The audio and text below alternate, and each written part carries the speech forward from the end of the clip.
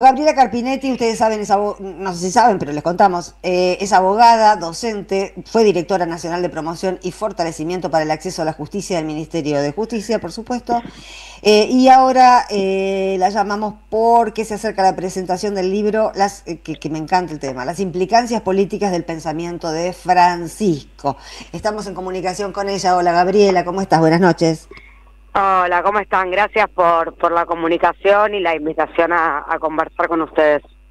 No, por favor, gracias por el libro, que nos encantaría leer, las implicancias políticas del pensamiento de Francisco. Y bueno, ¿y qué nos podrías? Algunas las deducimos, pero nos gustaría saber cuál fue el eje que elegiste para seguir el pensamiento de Francisco. Mirá, me parece que hay algo que nos trae este libro hecho por Néstor Borri y Santiago Barassi del Centro Nueva Tierra, de la propuesta de Factor Francisco, que tiene que ver con recuperar un Francisco como líder espiritual y sacarlo de la captura en la que muchas veces queda atrapado a partir de los debates políticos locales, ¿no? Ujú. Yo creo que para hacer una buena política en la Argentina y en el mundo, desde América Latina, es importante recuperar el mensaje espiritual de Francisco, porque ese mensaje espiritual, en donde él nos propone un nuevo orden, en lo económico, en lo ambiental, en las diferencias, también es un mensaje político, pero creo que hay que poner en primer lugar el mensaje espiritual y el desbloqueo de las diferencias políticas para poder dejarnos atravesar por lo que Francisco nos vino a proponer, ¿no? Que es esto de la cultura del encuentro, que es esto de la amistad social, bueno, sus encíclicas, ¿no? Hay Sí. un montón para decir sobre esto, pero creo que hayamos logrado como país llegar a que existe un papa que hable con nuestra lengua, con nuestra identidad, con nuestros modismos y que le hable al mundo es algo de lo que nos tenemos que sentir orgullosos y de lo que tenemos que aprender y seguir profundizando. Sí, sobre todo no dejar que la muerte de Francisco sepulte su pensamiento, que ha quedado plasmado en sus encíclicas, ¿no? Yo recuerdo que cuando fue ungido, que fue una sorpresa para nosotros, y no conocíamos muchos de nosotros esa otra parte de Bergoglio, ya con el documento de Aparecida, que no era de Francisco, sino de los obispos, él lo había escrito, pero era de los obispos latinoamericanos, aparecía una descripción del neoliberalismo y de la fetichización del dinero y de la cultura del descarte, que realmente fueron hiperadelantados. Está buenísimo lo que decís, porque yo digo que el orden de los franciscos no altera su mensaje, ¿no? Claro. Las personas en el pequeño recorrido vital de lo que dura la vida de un ser humano, somos somos muchos mensajes y en definitiva el proceso y el tiempo de ese mensaje es lo que vale, ¿no? Francisco decía que el tiempo tiene que ser superior al espacio y eso es creo que la operación de descapturar a Francisco, de desbloquear a Francisco es la gran enseñanza de él, ¿no? Porque tiene que ver con resituar al cristianismo como un mensaje universal de la humanidad, sobre todo en momentos en donde hay otros credos que también son parte de la cultura universal y que son parte de los pueblos universales, como el judaísmo, que es parte de un pueblo universal que hoy, producto de una política de Estado, como la del Estado de Israel, están fragmentándolo, ¿no? Y están volviendo a una cultura universal, algo étnico a partir de una postura bélica, ¿no? Bueno, y creo que Francisco de alguna manera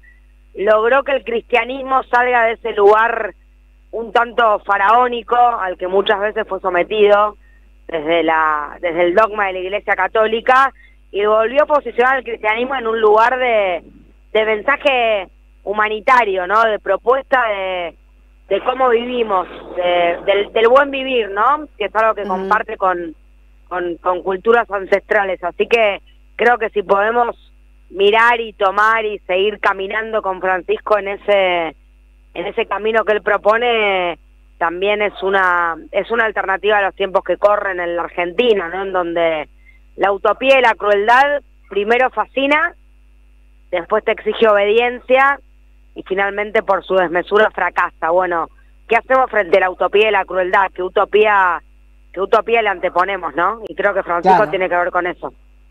Hola Gabriela, ¿cómo estás? Te saluda Jorge Elon, ¿cómo va? Hola Jorge, ¿cómo estás? ¿Todo bien? Sí, todo bien. Una pequeña cosa, quizá un matiz en relación a lo que vos dijiste. No creo yo que lo que hace Netanyahu y el gobierno de Israel esté articulado con ninguna identidad más que con el fascismo, y que eso no tiene nada que ver con la tradición judía a la cual yo pertenezco y me siento en las antípodas, de la misma manera que el cristianismo de Donald Trump no tiene que ver con Francisco y está postulado también con una identidad fascista, ¿no? Creo Coincido totalmente, y está buenísimo que lo introduzcas así, porque creo que el contrapunto es ese, ¿no? O sea, las capturas y los bloqueos de determinadas políticas fascistas nos obligan a nosotros a desbloquear y a descapturar la esencia de la fe y de la convicción y el mensaje que nos traen los pueblos, ¿no? Obviamente, y determinadas identidades que fueron construidas y están en disputa, como lo está dentro del catolicismo, qué sé yo, con el Opus Dei y sectores de derecha que todavía lamentablemente sobreviven, pese al extraordinario ejemplo que nos dejó Francisco. Pero yendo específicamente al libro, te pregunto, Gabriela, si tuvieses que sintetizar 3 o 4 elementos trascendentes del Papa que pudimos disfrutar en vida, que fue Jorge Bergoglio, alias Francisco, ¿cuáles serían esos 3 puntos?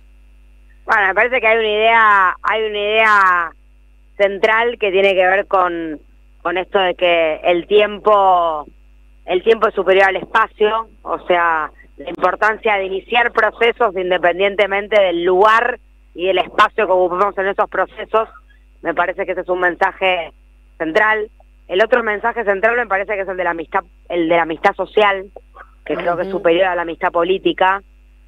Vamos a traducirlo un poco en criollo, ¿no? Dale. La patria no es el otro que piensa igual que uno. La patria es el otro que inclusive a veces disiente con uno. La patria también es el otro que muchas veces sentimos que no vota igual que nosotros, que no piensa y no hace igual que nosotros, y con el que igual tenemos que construir una patria, porque es el lugar que habitamos, ¿no? Esta idea de la amistad social, que es ir al encuentro con lo diferente, ¿no? Tiempo y espacio, amistad social. Es lo más antifascista que se puede escuchar. Creo que sí, porque tiene que ver con poder escucharse, ¿no? O sea, poder escucharnos, ¿no? Escucharnos en la diferencia e intentar construir una síntesis sin resignar algo que Francisco también pone en el centro, que es esto del poliedro, esta idea del poliedro, ¿no? O sea, la importancia de cada una de las partes. O sea, no hay ninguna parte que pueda ir en desmedro de la otra, ¿no? Esta idea del poliedro. Después hay una tercera idea que a mí me parece fundamental, que tiene que ver con un nuevo orden económico, social, ambiental, y vincular. También me parece que, Francisco sí, nos convoca a la cultura del encuentro y a la aceptación de la diferencia, pero también discutiendo un nuevo orden económico, ¿no? Ahí su mirada antineoliberal. Y después hay un cuarto elemento que a mí me parece muy importante en Francisco, que es cómo anteponemos la convocatoria espiritual a la grieta política, ¿no? Me parece que lo de Francisco va por ahí, y para poder encontrar a Francisco también hay que volver a Jorge Bergoglio, ¿no? Hay un Jorge Bergoglio que le habla al sujeto independientemente de su extracción socioeconómica, independientemente inclusive de su credo, ¿no? Esto un poco que decía Jorge cuando me respondía. Creo que va por ahí. Estamos en la semana de Fratelli Tutti. Exactamente, sí, es la convocatoria que hicieron desde Nueva Tierra, desde Factor Francisco, así que bueno, hoy compartimos la presentación de este libro acá en Barracas. Bueno, tenemos que leerlos porque nos interesa mucho y porque también el discurso de Francisco, sus posicionamientos eran la contracara de lo que estaba empezando a nacer en el mundo en ese momento, que eran estas ultraderechas, y nos hemos quedado sin esa contraparte tan sólida que era Francisco. Así que bueno, me parece que hacemos bien en recuperar su palabra. Gabriela, gracias por estos minutos. Bueno, gracias Sandra, gracias Jorge por rescatar y traer a Francisco en este momento de acá y para todo lo que Francisco nos pueda seguir acompañando y nosotros a él también. Gracias. Yo Gracias a vos. una cosa quiero decirte, yo desde que falleció Francisco, cada vez que lo nombro me da ganas de llorar. Qué Me lindo emo- lo que decís, no, es eso sí. porque fui testigo en una época de un papa maravilloso y me emociona profundamente. Bueno, quiero compartirlo con vos y con la gente. La emoción de ser contemporáneo a algo Eso, trascendente y universal, hermoso, así es, hermoso. así es. Un Bueno, fuerte gracias abrazo. Jorge, gracias Sandra. Chao, Gabriela, Un gracias a abrazo vos. grande. Chao. Igualmente. Vamos un poquito de música, sí.